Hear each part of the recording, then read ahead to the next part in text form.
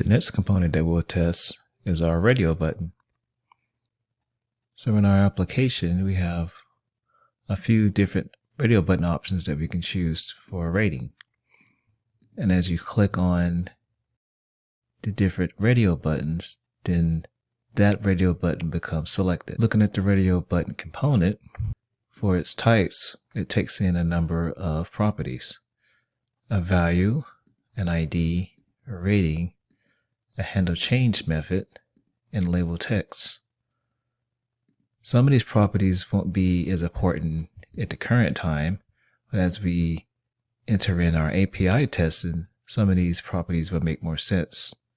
What's most important is that we have a label text which determines the value of the radio button that is visible to the user, and this handle change method is passed down from the parent component and is used to update which radio button is currently selected. To get started testing our radio button, we'll import React, the render method, and the radio button component itself. And because our radio button component is pretty straightforward, we're just going to write a test to match an inline snapshot.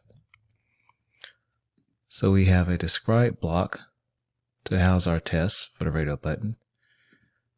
We have a variable value set equal to excellent. We have a handle change, which is a jest function.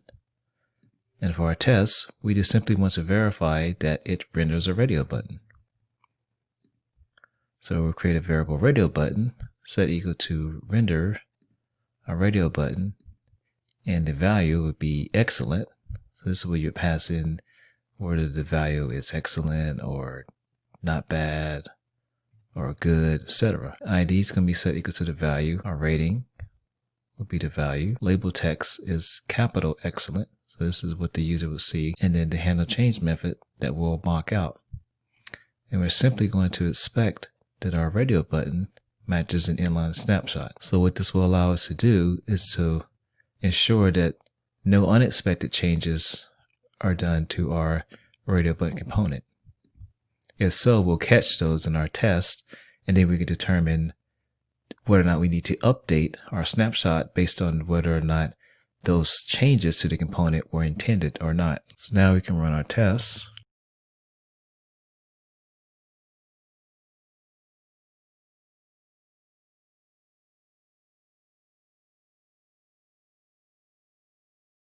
And everything passes. And now what you'll see is that we have a snapshot of the resulting DOM output of our radio button component.